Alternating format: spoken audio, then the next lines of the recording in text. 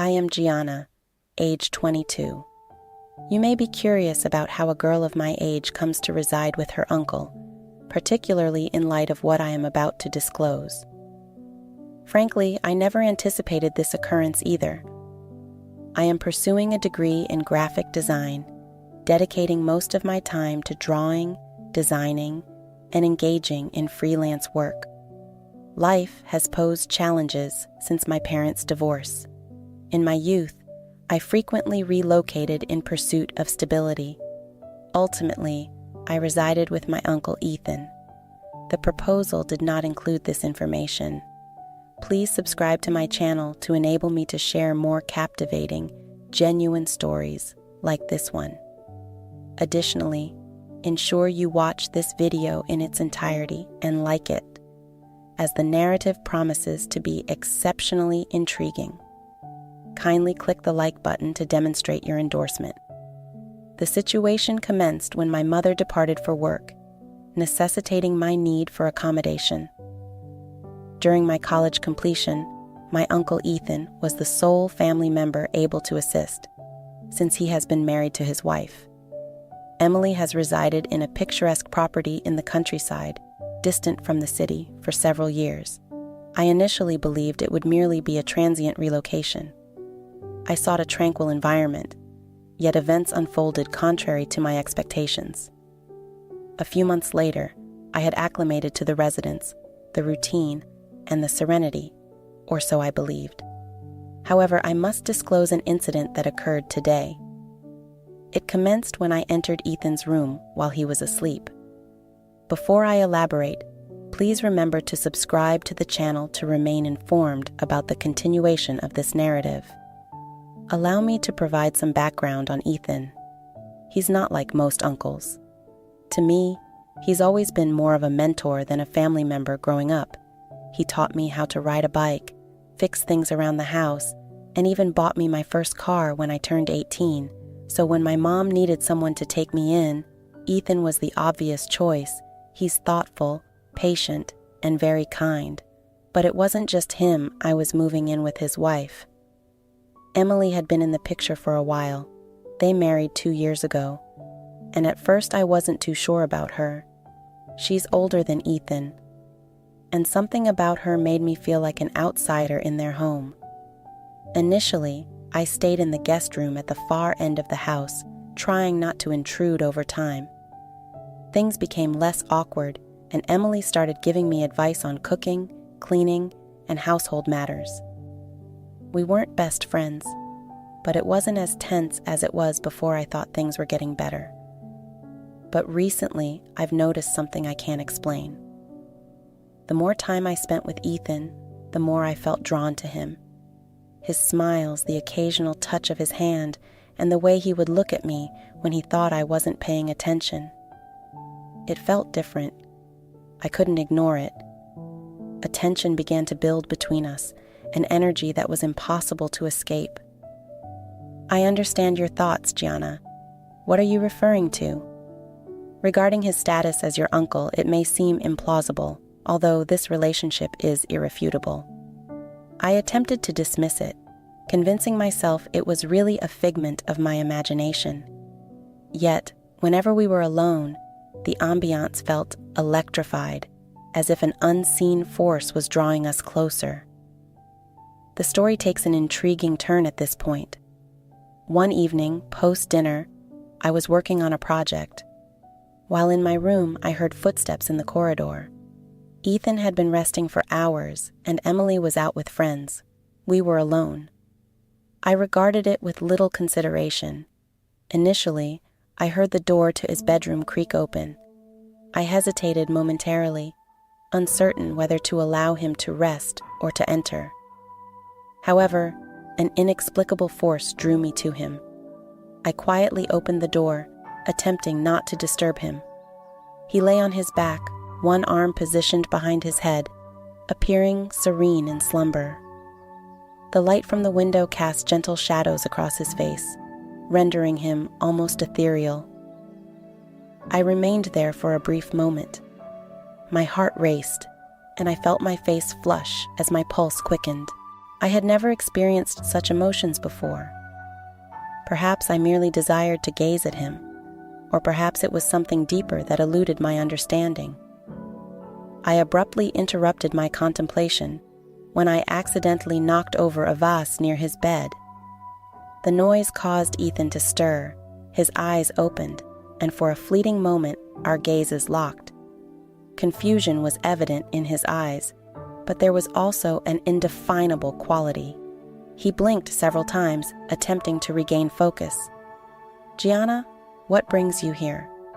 he inquired, his voice heavy with slumber, while my heart raced as I endeavored to articulate the appropriate response. I wanted to avoid being overbearing, but I couldn't find a way to explain my presence. My mouth dried up. "I did not intend to awaken you," I mumbled, feeling uncomfortable as Ethan sat up slowly. Rubbing his eyes, he offered me the same kind, patient grin he consistently displayed. But today, there was an unusual intensity in his gaze that quickened my heartbeat. He scrutinized me for a bit before speaking again. "It's okay," he replied gently. "You are aware that you can consistently confide in me, Gianna. I am available to assist you." I acquiesced. However, my thoughts were in turmoil. I was uncertain how to manage the peculiar sensation. The atmosphere felt oppressive, and my breathing quickened. "I merely wished to converse," I murmured. Ethan's smile diminished somewhat, and I perceived a momentary doubt in his eyes before it disappeared. He gestured to the bed beside him, invitingly stating, "Come here. You can always talk to me," in a kind tone. I hesitated momentarily, uncertain, yet an internal impetus compelled me to proceed. Without deliberation, I seated myself beside him. The tension between us was palpable, more intense than ever before. I sensed the warmth of his body adjacent to mine, his perfume permeating the atmosphere. We were so near that I could discern his breathing and perceive the rise and fall of his chest. With each inhalation, my heart quickened once more. Gradually, as if in slow motion, I gazed up at him. Our faces were in close proximity. I could sense his warmth. His gaze was kind yet uncertain, accompanied by a spark that caused my skin to tingle. "Gianna, are you all right?" Ethan inquired softly. Prior to responding, I inclined closer. My pulse raced, and my breath was constricted in my chest. I could not articulate the sensation, yet everything felt overwhelmingly intense, as if the air were electrified. Ethan maintained his gaze upon me with silent intensity, refraining from speech while his breath resonated in the atmosphere. The room seemed to accelerate, reflecting my own quickening heartbeat. As the atmosphere grew warmer, the silence between us intensified with unarticulated sentiments. My thoughts were tumultuous. Every preceding event had culminated in this instant. I found myself inexorably drawn closer, my lips quivering as they made contact with his. Initially hesitant and cautious, the kiss transformed as his lips met mine, soft and tender. Despite my mind's urgent pleas for restraint, my body remained unyielding. This was necessary for me. Ethan's hand cupped my cheek, drawing me nearer, while his other hand lingered beside us, brushing my skin. I could sense the warmth of his touch as the kiss intensified. It quickly became difficult to discern the boundary between his lips and mine as the remainder of the world faded away. This undeniable connection only ensnared the two of us. My mind was a tumult of confusion and guilt, yet simultaneously imbued with an inexplicable sense of correctness. What were we doing, and why did it feel so imperative? There were no words to elucidate it, no rationale to justify it. He momentarily withdrew, his forehead resting against mine, our breaths heavy, each inhalation unsteady and languid. I could feel his pulse against my skin, synchronizing with the rapid cadence of my own heart. "Gianna." His voice was soft, strained with a deeper emotion. "We shouldn't. but I was uncertain of my concurrence. Something within me resisted any rationale to cease. Slowly, I grasped his hand, interlacing my fingers with his. He did not withdraw, his fingers wrapped around mine. As we embraced, our eyes locked, and for an extended moment, silence enveloped us, laden with unspoken emotions. My hand instinctively traversed to the nape of his neck, drawing him nearer. I kissed him once more, devoid of hesitation or fear, driven solely by an intense desire to maintain our proximity and savor his presence. Ethan's hand glided down my back, further closing the distance between our bodies, amplifying the intensity of the moment. I was uncertain of the direction this was taking, yet I was indifferent. I yearned to remain in this moment where only we existed. My heart raced as his lips traversed my neck, bestowing gentle kisses upon my skin. I sensed his breath against my ear, eliciting a shiver along my spine. It was an experience unlike any I had encountered before, intimate, consuming, and profoundly inappropriate, yet exhilarating in an inexplicable manner. "Are you certain about this?" he whispered against my skin, his voice laden with longing. "I do not wish to harm you." I shut my eyes, attempting to articulate my thoughts. Every part of me urged me to retreat, yet I remained unable to do so. The longing was overwhelming, and the need was intense. I no longer wished to contemplate or question anything. I simply desired to be with him. I distinctly recall whispering, my hands gliding over his chest, sensing the warmth of his flesh beneath my fingertips. "I desire this, Ethan. I desire you." His lips met mine once more, and this kiss was more profound, more fervent. There was no retreating now. The external world was irrelevant. Only his ability to evoke feelings of desire, necessity, and vitality mattered. The room appeared to constrict around us, the light fading as the intensity of our bond intensified. Each touch and kiss signified a commitment to an unknown future, one we were both eager to investigate.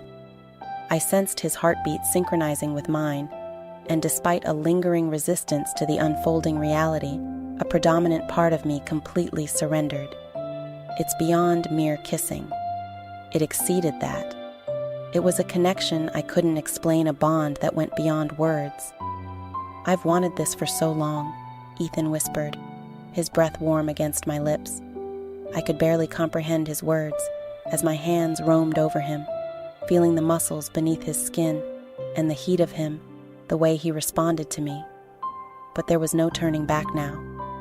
There was only the pull between us, drawing us closer, in a way neither of us had expected. Time seemed to stand still as we lost ourselves in each other, in the quiet rhythm of our kisses and the warmth of our touches.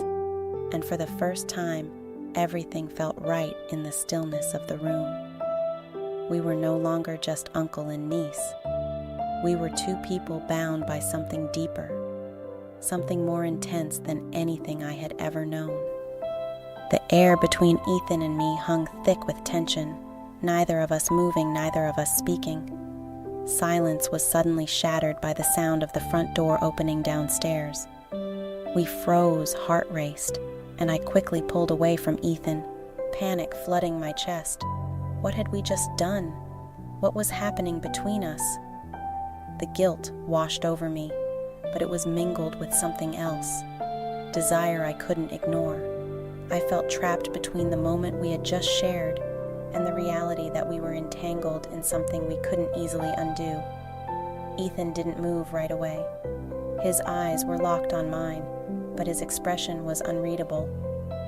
I could feel the heat between us, the lingering closeness that hadn't yet dissipated, Gianna whispered, his voice strained before he could say anything more. The sound of footsteps echoed up the stairs, and Ethan heard a voice he immediately recognized. My heart sank, knowing it was Emily. I swiftly exited the bed, my breath rapid and shallow. My mind raced in multiple directions, leaving me unsure of how to proceed. Was I truly going to confront her after the recent events? The door to Ethan's room creaked open, revealing her, Emily. Standing in the doorway, astonishment evident on her face, her eyes darted between Ethan and me, perplexity crossing her features as she surveyed the sight. "Gianna, Ethan, what is occurring here?" she inquired, her voice wavering, yet an instinct suggested that something was amiss. I sensed the color drain from my face. Emily's presence was akin to a bucket of cold water, rendering everything feel askew. There was no means to elucidate or rationalize the recent events between Ethan and me. My throat constricted as I grappled for words. I stammered, uncertain of what to articulate. Ethan, now seated on the bed, appeared equally bewildered, his hand rubbing the back of his neck in evident embarrassment, unsure of how to convey the situation. Emily's gaze shifted from him to me, and an unspoken comprehension transpired between us. In that singular moment, everything transformed. Emily was aware that something had transpired. Her reaction, which I did not anticipate, was not one of anger or disappointment, but rather a profound and unsettling sadness reflected in her eyes. She entered the room, closing the door behind her. Her presence was authoritative, and an unusual, tense silence enveloped the space, reminiscent of the calm before a storm. "Gianna, you need to comprehend something," Emily stated gently, her tone softer than I expected. "There is more to this than you realize, more than either of you understands." I gazed at her. Confusion flooded my mind. What did she mean? What more existed in the silence that persisted even after Emily departed? Her words lingered, leaving an impression on both of us. Despite the bewilderment, her composed understanding and offer of guidance provided me with something unforeseen: hope. Emily was not angry. She did not reject us. Instead, she afforded us an opportunity that felt delicate and uncertain, yet still present. I glanced at Ethan. His expression was a blend of guilt, confusion, and an indescribable emotion. He averted my gaze, his hands fidgeting nervously, indicating his awareness of the gravity of our unexpected collision. Upon reflection, I recognized that none of this was part of anyone's design. Events had transpired beyond our control. What I was certain of was that we could not disregard it. We could not feign ignorance of what had occurred. Emily was correct in asserting that the emotions and confusion necessitated confrontation. "Ethan," I whispered, my voice quavering slightly, "what do we do now?" Ethan gazed at me, his eyes brimming with a blend of emotions. "I am uncertain, Gianna. I am uncertain about my emotions and thoughts. I do not. I'm unsure if I should feel anger or humiliation, or if experiencing any emotions at all is permissible." His voice wavered, revealing the inner turmoil in his words. He found himself torn between the deep connection we had formed and his loyalty to his wife, Emily. We couldn't resolve the predicament in one conversation. It wasn't that simple. I inhaled deeply and approached him, narrowing the gap between us. I yearned to extend my hand to console him, yet I was uncertain if that was appropriate. I was unsure of what was right anymore. "I don't believe we will resolve everything at this moment," I stated gently. "However, I believe we must engage in a candid discussion. This is overly complex." Ethan nodded slowly, his expression serious but not hostile.